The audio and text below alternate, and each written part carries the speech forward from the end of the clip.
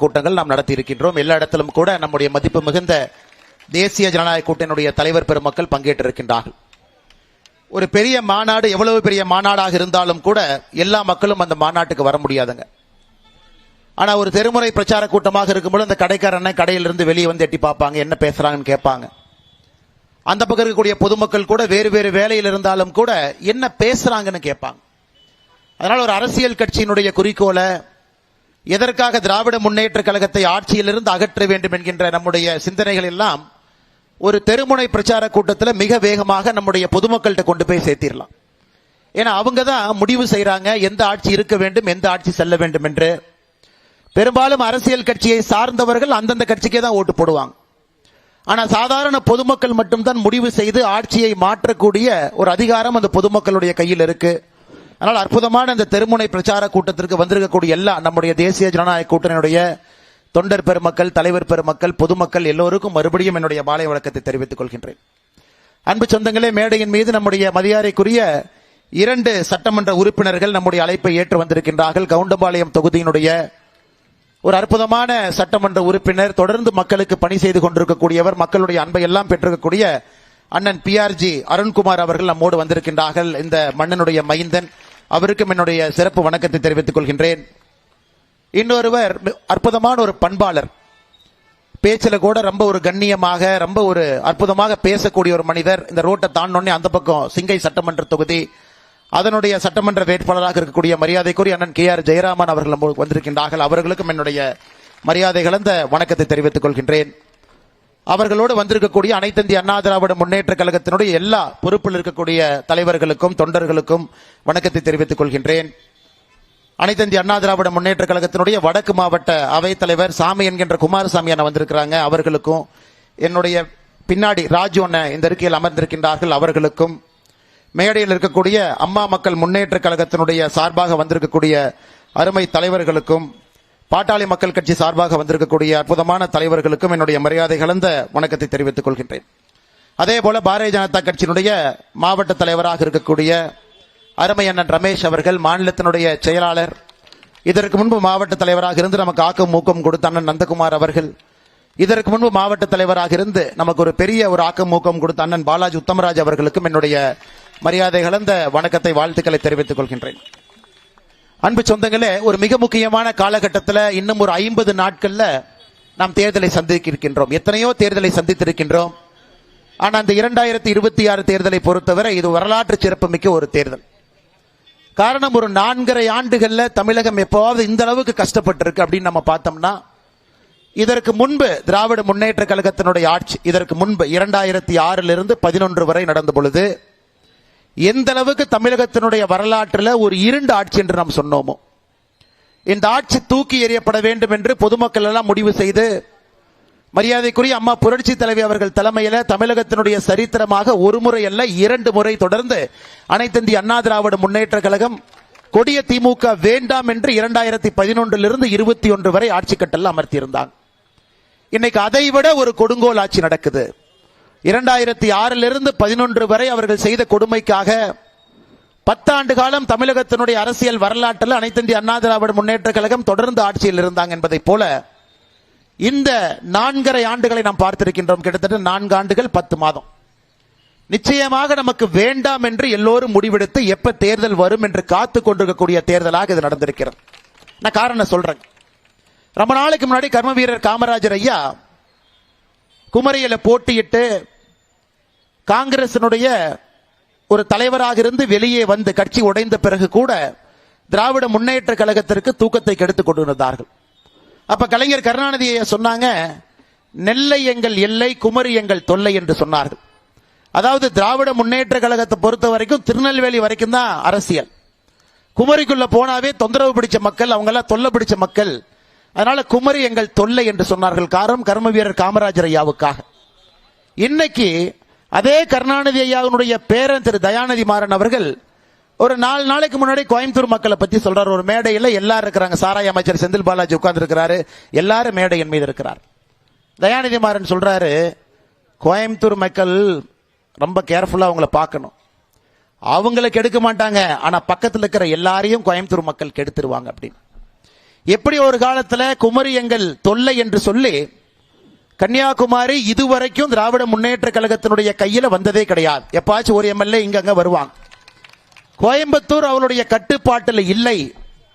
2021 ஆட்சி மாற்றம் ஏற்பட்ட பொழுது கூட கோயம்புத்தூர் பகுதியினுடைய மக்கள் ஒரே குரலாக நாங்கள் எந்த காரணத்திற்கும் திராவிட முன்னேற்ற கழகத்திற்கு வாக்களிக்க மாட்டோம் என்று சொன்னதற்காக நமக்கு கிடைச்ச முதல் பனிஷ்மெண்ட்டுங்க. புதிதாக ஆட்சி வந்த பிறகு அந்த நேரத்தில் கொரோனா கோவிட் இருந்தது, பெரும் தொற்று. தமிழகத்தில் எல்லா மாவட்டத்திற்கும் கோவிட் மருந்து மத்திய அரசு கொடுப்பதை பிரித்து கொடுக்க வேண்டிய திராவிட முன்னேற்ற கழகத்தினுடைய அரசு கோயம்புத்தூர் மக்களுக்கு கோவிட் மருந்தை குறைவாக கொடுத்தார். இங்க இருக்கக்கூடிய மரியாதைக்குரிய சட்டமன்ற உறுப்பினர்கள் அதை பேசினாங்க, சட்டமன்றத்தில் போராட்டம் நடத்தினாங்க. அதன் பிறகு முதலமைச்சர் திரு ஸ்டாலின் அவர்கள் இந்த இஎஸ்ஐ மருத்துவமனைக்கு சுத்தி பார்க்கறதுக்காக வந்தார். ஏன்னா ஆட்சிக்கு வந்தவுடன் கோயம்புத்தூர் மக்களுக்கு இவர்கள் கொடுத்த ஒரு பனிஷ்மெண்ட் என்னன்னா, எங்களுக்கு ஓட்டு போடல, உங்களுக்கு கோவிட் மருந்து குறைவாக கொடுப்போம் என்று பிரச்சனை செய்த பிறகு மருந்து அதிகரித்தது. அதை இன்னைக்கு கலைஞருடைய பேரன் திரு தயாநிதி மாறன் சொல்லுகின்றார், கோயம்புத்தூர் மக்கள் அவங்க குசும்புக்காரங்க பக்கத்து ஊருக்காரங்க எல்லாம் போய் கெடுத்துட்டு வந்துருவாங்க. கோயம்புத்தூர் மக்கள் எப்பொழுதுமே திராவிட முன்னேற்ற கழகம் ஆட்சி அமைக்க வேண்டும் என்கின்ற கனவை கெடுக்கக்கூடிய மக்கள் என்பதிலே எந்த ஒரு மாற்று கருத்தும் இல்லை. அருமை சொந்தங்களே, எதற்காக இதை சொல்லி என்னுடைய உரையை ஆரம்பிக்கிறேன் என்றால், கோயம்புத்தூர் மக்கள் ரொம்ப நல்லவங்களா இருக்கிறனாலையும் தேர்தல் நேரத்தில் சில விஷயத்தை மறந்து விடுகிறார்கள் என்பதற்காக ஞாபகப்படுத்த வேண்டிய கட்டாயமும் கடமையும் நமக்கு இருக்கு. ஏன்னா நல்லவர்கள் எப்பொழுதுமே ஒரு கண்ணத்தில் அறையும் பொழுது இன்னொரு கண்ணத்தையும் காட்டிட்டு போவாங்க. அதனால இந்த முறையும் கூட நம்முடைய கோயம்புத்தூர் பகுதியில தமிழ்நாடு முழுவதும் ஒரே எண்ணத்தில் இருக்கிறாங்க, நமக்கு திராவிட முன்னேற்ற கழகம் வேண்டாம் என்கின்ற ஒற்றை கருத்தில் இருக்கும் பொழுது கோயம்புத்தூர் பகுதியில் எல்லா தொகுதியிலும் கூட அனைத்து இந்திய அண்ணா திராவிட முன்னேற்ற கழகம் தலைமையில் இருக்கக்கூடிய தேசிய ஜனநாயக கூட்டணியுடைய வேட்பாளர்கள் எங்கெல்லாம் இருக்கின்றார்களோ நீங்கள் வெற்றி பெற செய்ய வேண்டும் என்கின்ற ஒரு பெரிய ஒரு எண்ணத்தையும் கூட உங்கள் மனதில் வைக்க வேண்டிய கட்டாயம் எங்களுக்கு இருக்கு. தொழில் இங்கே வளம் பெற வேண்டும், அடுத்த கட்டத்துக்கு போகணுங்க. ஸ்பின்னிங் மில் மட்டும் பாருங்க, கடந்த 3 ஆண்டுகள்ல 325 ஸ்பின்னிங் மில் இந்த பகுதியில மூடி இருக்கிறாங்க. ஹிந்து பத்திரிகை நேற்று தான் அதை காலையில பப்ளிஷ் பண்ணியிருந்தாங்க. 325 ஸ்பின்னிங் மில் ஏன் மூடுறாங்கன்னு கேட்டாங்க. ஐயா, ஒரு யூனிட் கரண்ட் 9 ரூபாய் 25 பைசா. யோசிச்சு பாருங்க. கோயம்புத்தூரை பொறுத்தவரை சிறு குறு தொழிற்சாலைகள் இருக்கக்கூடிய ஒரு நகரம். 9 ரூபாய் 25 பைசாக நீங்க ஒரு யூனிட் கரண்ட் வாங்கி எப்படி ஒரு மனிதன் ஒரு தொழில் நடத்த முடியும்? நீங்களே யோசிச்சு பாருங்க. எதுக்குங்க ஐயா இவ்வளவு அதிகமா நீங்க கரண்ட் கொடுக்குறீங்க, ரேட் கொடுக்குறீங்கன்னா, தமிழ்நாடை பொறுத்தவரை டான்ஜென்கோ மத்திய மாநில அரசினுடைய ஒரு அமைப்பு கரண்ட்டை உற்பத்தி பண்ணி நமக்கு கொடுக்க வேண்டிய டான்ஜென்கோ அது இன்னைக்கு 1,73,000 கோடி கடன்ல இருக்கு. 1,73,000 கோடி கடன்ல இருக்கக்கூடிய நிறுவனம் அங்க இருக்க வேலை பார்க்கிறவங்களுக்கு சம்பளம் கொடுக்கறதுக்கே அவர்களுக்கு சரியா இருக்கு. இந்தியாவில் எந்த ஒரு மின்னணு நிறுவனமும் கூட உற்பத்தி செய்து கரண்ட்டை உற்பத்தி செய்து கொடுக்க வேண்டிய நிறுவனம் 1,73,000 கோடி கடன்ல இல்லை. கோயம்புத்தூர் போன்ற தொழில் வளம் இருக்கக்கூடிய பகுதிக்கு நான் எப்படி பார்த்தா கரண்ட் விலையை குறைச்சு கொடுத்து தொழிற்சாலையை பெருக்கி இங்கே வேலை வாய்ப்பை உருவாக்கணும். எதுவுமே செய்யல. அதனால நீங்க நல்லா நான் வச்சுக்கணும், மன்னித்து போக கூடாது. திராவிட முன்னேற்ற கழகம் ஆட்சிக்கு வந்த பிறகு 2021க்கு பிறகு நெட் பவர் ஜெனரேஷன் மொத்தமா புதிதாக கரண்ட் அடிஷன் என்ன பண்ணிருக்கிறாங்க? 0. புதிதாக எத்தனை மாவட்டங்களை உருவாக்கி இருக்கின்றார்கள்? 0. புதிதாக திராவிட முன்னேற்ற கழகத்தை பொறுத்தவரை நல்லா யோசிச்சு பாத்தீங்கன்னா, ஒரு 5 ஆண்டுகள் அரசு சும்மா படுத்து தூங்கிட்டு இருந்தா கூட 4 விஷயத்தை பண்ணிருக்கலாம். படுத்து தூங்கிட்டு இருந்தா கூட. ஆனா எதுவும் கூட செய்ய மாட்டேன், செய்ய முடியாது என்று சொல்லி ஒரு ஆட்சி இன்னைக்கு 5 ஆண்டுகளை கழிக்க போறாங்க. ஏன்? முதலமைச்சர் அவர்கள் நாளை மறுநாள் கோயம்புத்தூருக்கு வர்றாங்க. வந்தவுடன் முதல்ல சொல்றது நாங்க ஜிடி நாயுடு பாலத்தை கட்டணும். ஆனா மரியாதைக்குரிய அனைத்து இந்த அண்ணா திராவிட முன்னேற்ற கழகத்தினுடைய அன்றைக்கு முதலமைச்சராக இருந்த மரியாதைக்குரிய அண்ணன் எடப்பாடி பழனிசாமி அவர்கள் ஆட்சி முடியும் தருவாயில அடிக்கல் நாட்டப்பட்ட பாலம் இது. ஆனா காலத்தினுடைய கட்டாயம் ஆட்சிக்கு திரும்ப வர முடியாத காரணத்தில் திரும்பவுங்க 4 ஆண்டு கழித்து முடித்து இன்னைக்கு பாலத்தை கட்டி இருக்கிறாங்க. மரியாதைக்குரிய மிக நல்ல பெயராக ஜிடி நாயுடு ஐயா பேரை வச்சது மட்டும்தான் ஒழுக்கமா பண்ணிருக்கிறாங்க. வேற எதுவுமே இவர்கள் சரியாக செய்யல. அதனால எதை காட்டி இவர்கள் தம்பட்டம் அடித்தாலும் கூட இவர்கள் ஆட்சியில் அது உருவானது கிடையாது. இதற்கு முன்பை ஆட்சியில அது வாட்டுக்கு மெதுவா நத்தை வேகத்தில் 5 ஆண்டுகள் வந்திருந்தாலும் கூட ஒரு பாலம் வந்திருக்கும். அதனால இது எல்லாம் நம்ம நல்லா யோசிச்சு வச்சுக்கணுங்க. அது தெருமுனை கூட்டமாக இருந்தாலும் கூட அடித்தட்டு மக்களை எல்லாம் பாதிக்கக்கூடிய அரசாக இது மாறி இருக்கிறது. ஏன் இன்னைக்கு இவ்வளவு பேசுறாங்களே திராவிட முன்னேற்ற கழகத்தினுடைய அரசு? நீங்க பாருங்க ஐயா, இன்னைக்கு இந்த கோயம்புத்தூர் மக்கள்னா நாளைக்கு முதலமைச்சர் நாளானைக்கு மெட்ரோ ரயிலும் பாரு. இதை பற்றி ஒரு 5-6 நிமிடம் உங்களிடம் பேச வேண்டும் என்பது எங்களுடைய ஆசை. எதற்காக நம்முடைய பிரதமர் அவர்கள் கோயம்புத்தூருக்கு வந்த பொழுது ஒரு மாதத்திற்கு முன்பு கொடிசியா நம்முடைய அண்ணன் எடப்பாடி பழனிசாமி அவர்கள் நானும் கூட நின்றுட்டு இருந்தேன், பிரதமர்கிட்ட ஒரு கடிதம் கொடுத்தாங்க.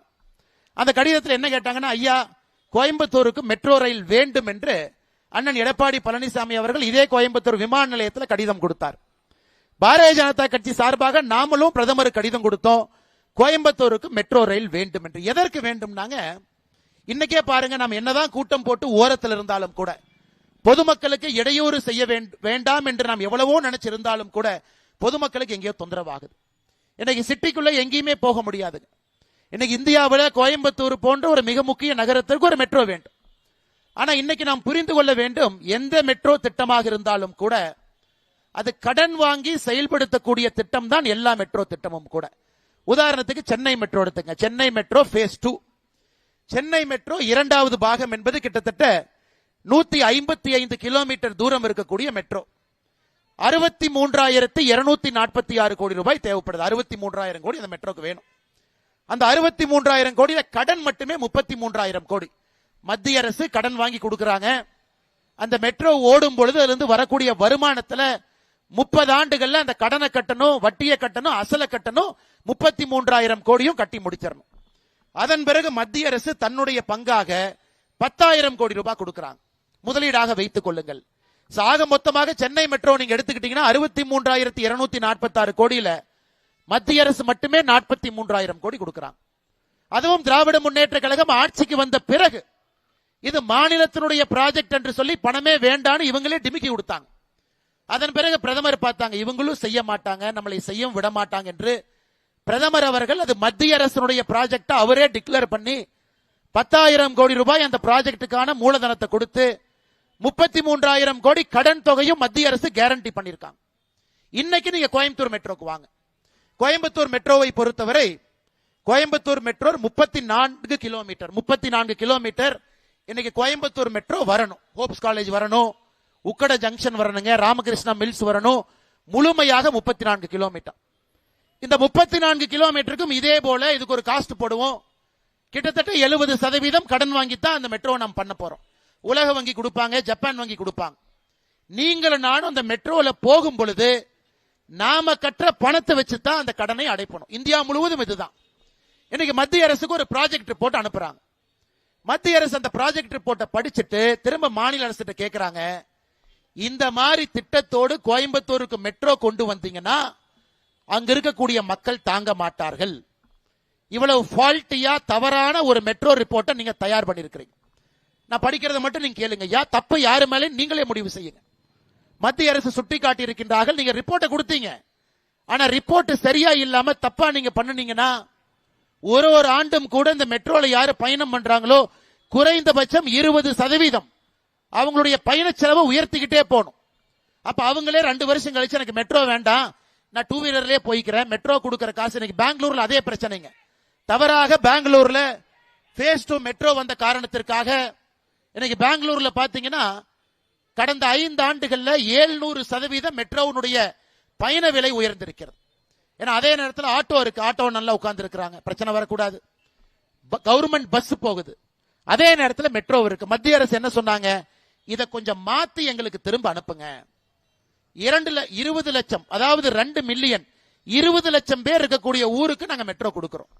இது 2017 போடப்பட்ட ஒரு பாலிசி.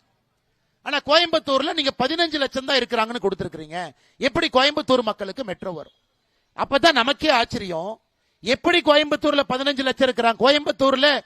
கோயம்புத்தூர் முனிசிபல் ஏரியாக்குள்ள மட்டுமே, கார்பரேஷன் ஏரியாக்குள்ள மட்டுமே 22 லட்சம் பேர் இருக்கிறாங்க. இவங்க 2011 எடுத்த சென்சஸ் டேட்டா தவறாக 2024 கொடுக்கறாங்க. நீங்க யோசிச்சு பாருங்க. 13 ஆண்டுகள் கழித்து தவறான ஒரு பதிவை கொடுக்கறாங்க. 15 லட்சம் பேர் கோயம்புத்தூர்ல இருக்கிறாங்க. மத்திய அரசு கேட்கறாங்க, இதை ஏத்துக்க மாட்டோம், 20 லட்சம் பேருக்கு மேலேங்கிற டேட்டாவை கொடுங்க. கரண்ட் பில் இருக்கு, மக்கள் சொத்து வரி கட்டுறாங்க, மக்கள் தண்ணீர் வரி கட்டுறாங்க, அதையெல்லாம் கணக்கு போட்டு 20 லட்சம் பேருக்கு இருக்கிற டேட்டாவை கொடுங்க. இதுவரை கொடுக்கவில்லை. இரண்டாவது, மத்திய அரசு கேட்டிருக்கிறாங்க, 34 கிலோமீட்டர் இருக்கக்கூடிய கோயம்புத்தூர் மெட்ரோக்கு நீங்க 6 லட்சம் பேர் போவாங்கன்னு சொல்றீங்க. 6 லட்சம் பேருக்கு இந்த ஃபீஸ் வைக்கலாம். சென்னையில 55 கிலோமீட்டர் போற ஃபேஸ் 1 மெட்ரோ டெய்லி 4 லட்சம் பேர் போறாங்க. 55 கிலோமீட்டர் மெட்ரோல டெய்லி 4 லட்சம் பேர் போகும்போது 34 கிலோமீட்டர் மெட்ரோல எப்படி 6 லட்சம் பேர் போவாங்க?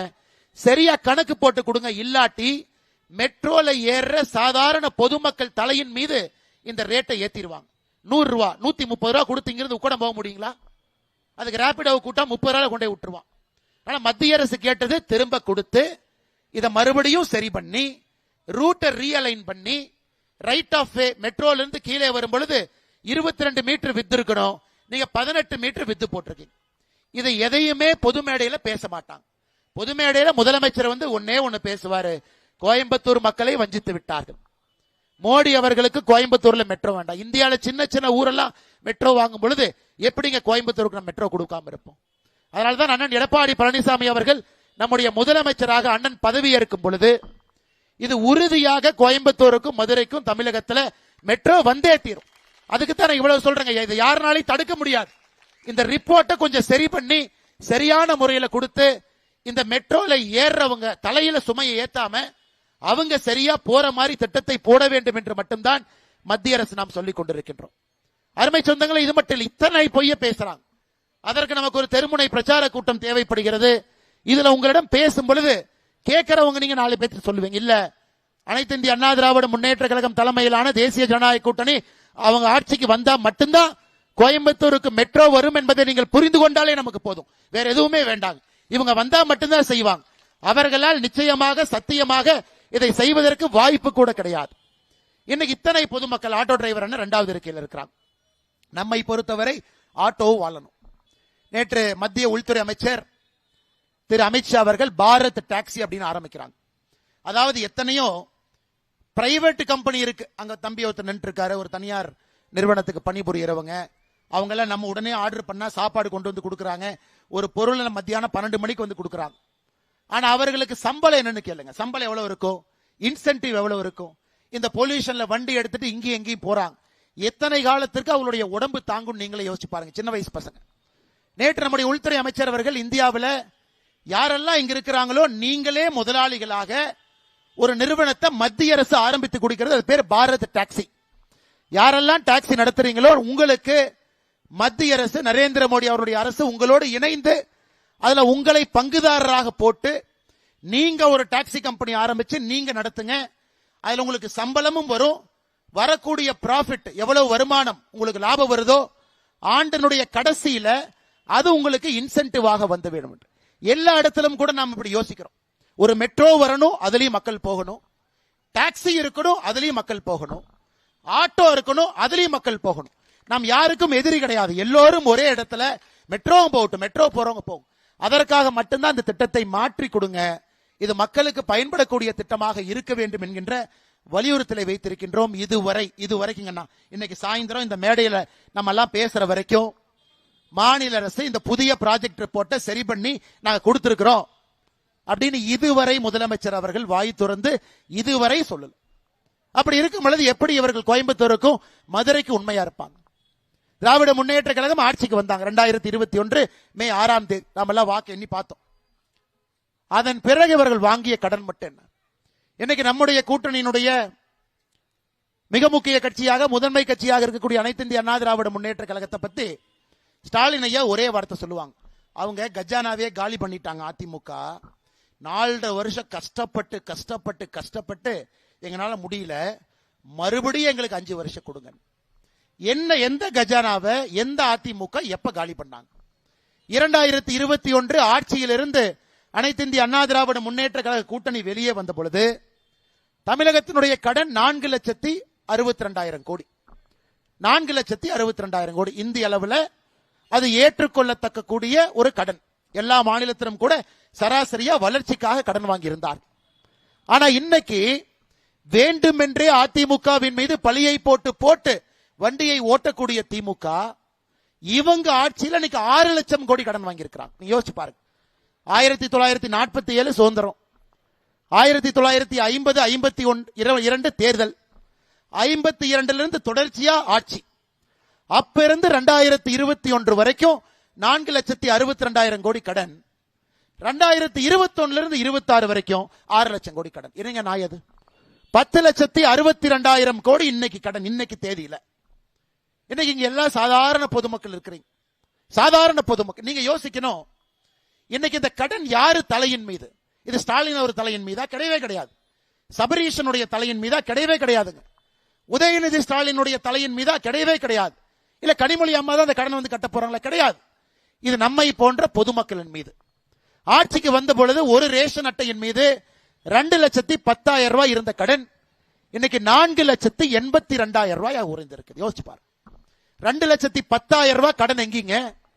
5 ஆண்டுகள்ல புதிதாக 2,72,000 ரூபாய் கடனை ஏத்திட்டு 4,82,000 ரூபாய் ஒரு ரேஷன் அட்டையின் மீது கடனை வைத்துட்டு அப்ப என்ன ஆகுங்க? ஏழை மக்கள் ஏழையாத்தான் இருப்பாங்க. எப்படி அவங்க பணக்காரரா மாறுவாங்க? ஒரு ரேஷன் அட்டையின் மீது 4,82,000 ரூபாய் கடனை ஏற்றிவிட்டு எப்படி ஏழை மக்கள் மேல முன்னேறுவாங்க? திராவிட முன்னேற்ற கழகத்தினுடைய ஆட்சியை நன்றாக புரிந்து கொள்ள வேண்டுங்க. விவசாயிகளுக்கு எதிரான ஆட்சி. வெறும் 3% மட்டும்தான் வளர்ச்சி. வெறும் 3%. முதலமைச்சர் அவர்களோ விவசாயத்துறை அமைச்சர் திரு பன்னீர்செல்வம் அவர்களோ எம்ஆர்கே அவங்க சொல்லட்டும், 3% வளர்ச்சிங்க. குஜராத்தில் மோடி அவர்கள் முதல்வராக இருந்த பொழுது 10% ஒரு ஆண்டும் வளர்ச்சியை காட்டினார். ஒரு ஆண்டும் 10%. சிவராஜ் சிங் சௌஹான் மத்திய பிரதேசத்தில் கடந்த 13 ஆண்டுகள் ஆட்சியில் இருந்த பொழுது 14% ஒரு ஆண்டும் 14% விவசாயத்துக்கு வளர்ச்சி காட்டாங்க. 3%. 2021-22 3%, 22-23 3%, வேற 3%. விவசாயிகளுக்கு எதிரான ஆட்சி, ஏழை மக்களுக்கு எதிரான ஆட்சி, தொழில்துறையில் இருப்பவர்களுக்கு எதிரான ஆட்சி, மிடில் கிளாஸ் மாத வருமானத்தில் வாழக்கூடிய நம்மை போன்றவர்களுக்கு எதிரான ஆட்சி, மிக குறிப்பாக பெண்களுக்கு எதிரான ஆட்சி. எந்த அளவுக்கு இவங்க ஃப்ராடுனா யோசிச்சு பாருங்க. 2023 இருந்து டேட்டாவே வெளியே விடுறதில்லை. ஒரு மாநில அரசு ஒரு ஆண்டும் டேட்டா கொடுப்பாங்க. இந்த ஆண்டு பெண்களுக்கு எதிரான குற்றம் எவ்வளவு, இந்த ஆண்டு குழந்தைகளுக்கு எதிரான குற்றம் எவ்வளவு. 2022 கொடுத்தாங்க, 8 விழுக்காடு அதிகமாக இருந்துச்சு. அண்ணன் எடப்பாடி அவர்கள் எதிர்க்கட்சி நண்பர்கள் எல்லாம் 8 விழுக்காடு தமிழகத்துல பெண்களுக்கு எதிராக குழந்தைகளுக்கு எதிராக குற்றம் அதிகரிச்சுன்னு சொன்னோன்னே முதலமைச்சர் யோசிச்சாரு, நான் டேட்டா கொடுத்தா தானே உங்களுக்கு தெரியும். 2023 இருந்து தமிழகத்துல பெண்களுக்கு எதிரான குழந்தைகளுக்கு எதிரான குற்றச்சம்பவங்களுடைய எண்ணிக்கை மாநில அரசு வெளியே கொடுப்பது கிடையாது. நீங்க ஆர்டிஐ போட்டா அதுக்கும் பதில் கிடையாது.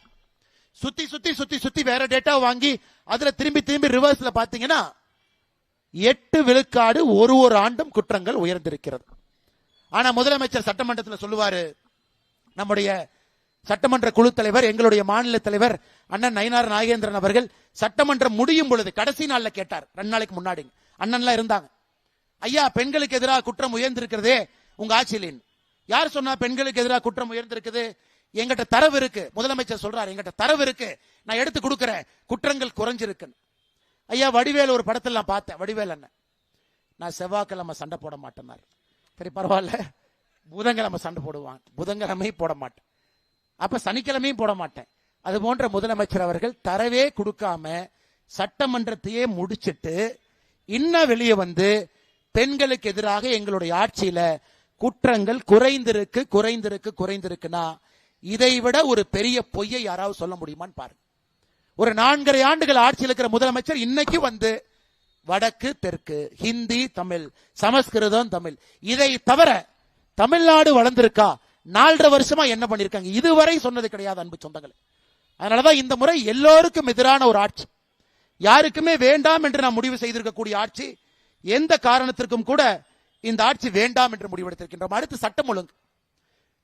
நேற்று நம்முடைய மரியாதைக்குரிய புரட்சி தலைவி அம்மா அவர்களுடைய பிறந்த நாள் எல்லாருமே கொண்டாடணும். பாரத பிரதமர் நரேந்திர மோடி அவர்கள் ஒரு 2 நாளைக்கு முன்னாடி ரேடியோல பேசுறாரு. 131வது முறை, 131வது தொடர்ந்து ஒரு மாசமா ரேடியோல பேசுறார். அதுல எந்த தலைவருக்குமே ரேடியோல புகழாரம் சூட்டியது கிடையாது. முதலாக எனக்கு தெரிஞ்ச அம்மாக்கு புகழாரம் சூட்டுறார்.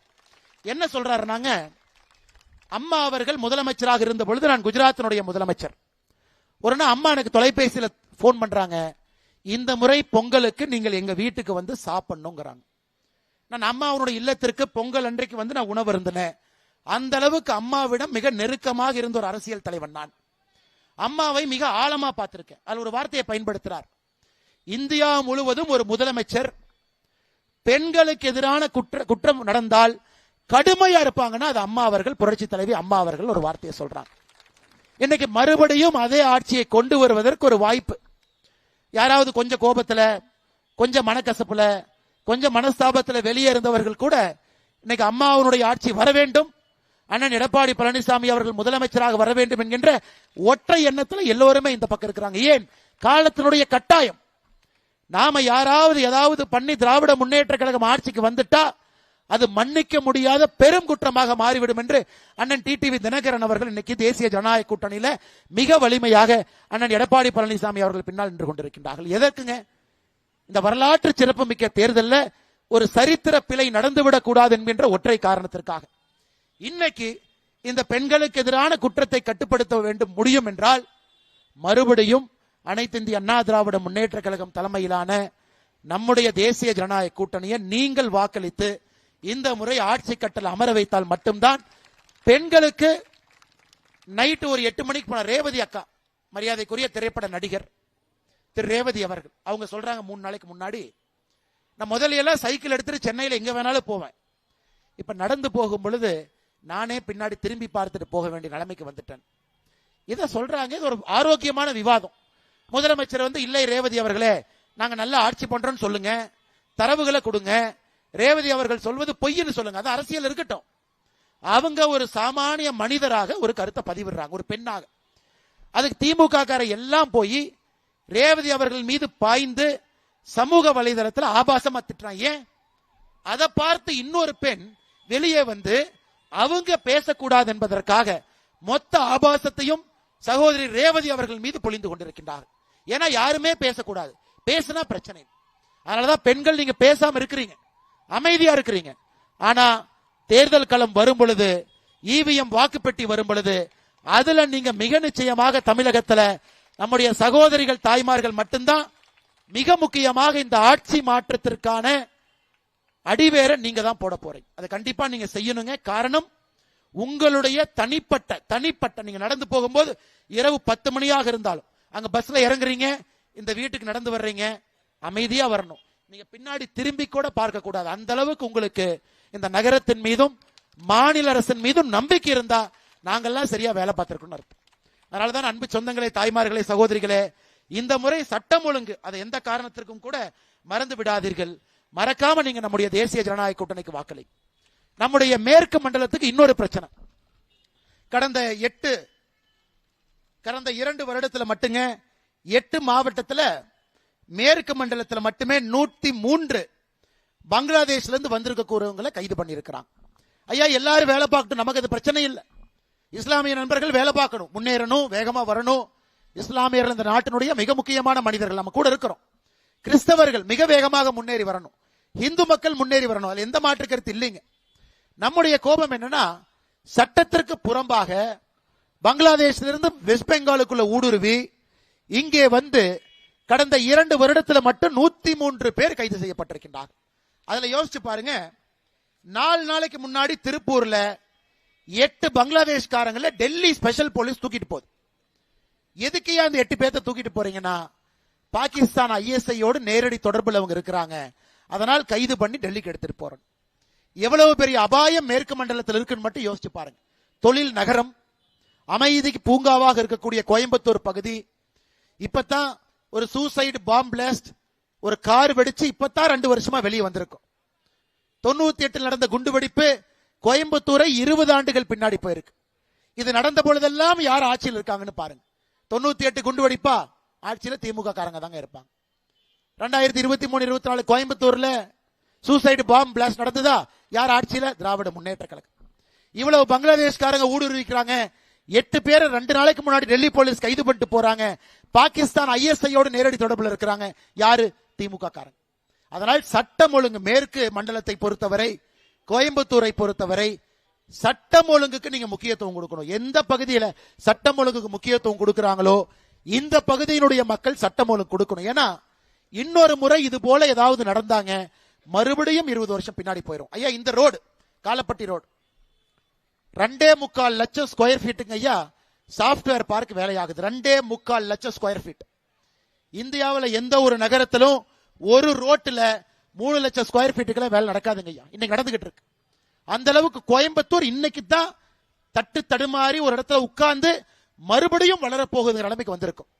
இன்னைக்கு தமிழ்நாட்டில் மாவட்ட அளவில் முதன்மை மாவட்டமாக கோயம்புத்தூர் இருக்கு. அதாவது ஒரு மாவட்ட பொருளாதார உற்பத்தியில கோயம்புத்தூர் மாவட்டத்தினுடைய குறியீடு மட்டும் பாத்தீங்கன்னா தமிழ்நாட்டில் சென்னையும் ஓவர்டேக் பண்ணி 18 லட்சம் கோடி ரூபாய் கோயம்புத்தூர் மாவட்டத்தினுடைய ஜிடிடிபி, மாவட்டத்தினுடைய உள்நாட்டு உற்பத்தி.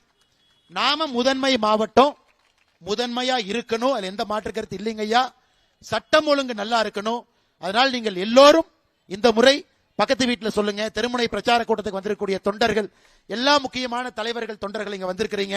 நம்முடைய முக்கியமான மூத்த தலைவர்கள், காலத்தினுடைய அருமை கருதி அவங்க பேரை சொல்ல முடியல, அமமுக அண்ணன் மூர்த்தி அவர்கள், வசந்த்குமார் அவர்கள் இங்க வந்திருக்கிறாங்க. அதே போல பாட்டாளி மக்கள் கட்சியிலிருந்து மூத்த தலைவர்கள் வந்திருக்கிறாங்க. கோவை வடக்கு மாவட்ட அமைப்பு செயலாளர் அண்ணன் வசந்த்குமார் அவங்க வந்திருக்கிறாங்க. அவர்களுக்கும் என்னுடைய வாழ்த்துக்கள். நம்முடைய சக்தி கேந்திரத்தினுடைய பொறுப்பாளராக அற்புதமாக அழகாக பாருங்க, மழையே வரக்கூடாது, பேசி முடிக்கும் போது மழை வருது பாருங்க, ஆச்சரியம். இது மழை வர்றதுக்கான நேரமே இல்லை.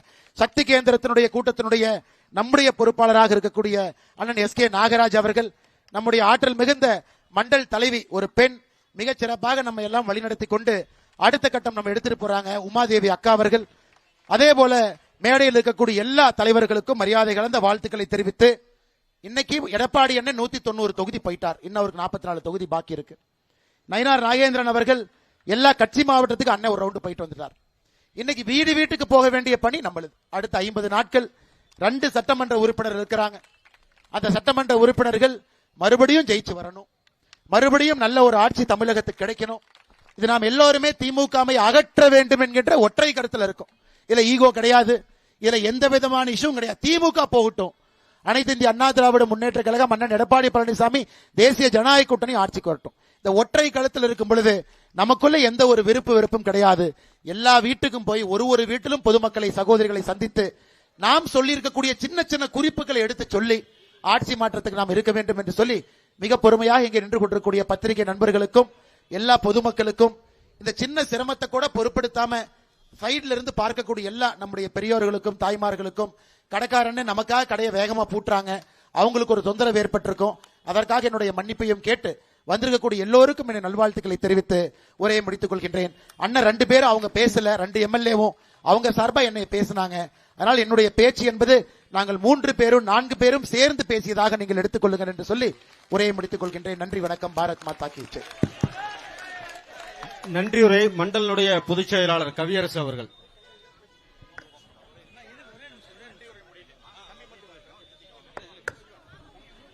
தேசிய ஜனநாயக கூட்டணி சார்பாக திருமுனை பிரச்சாரத்துக்கு வருகை தந்து சிறப்பித்த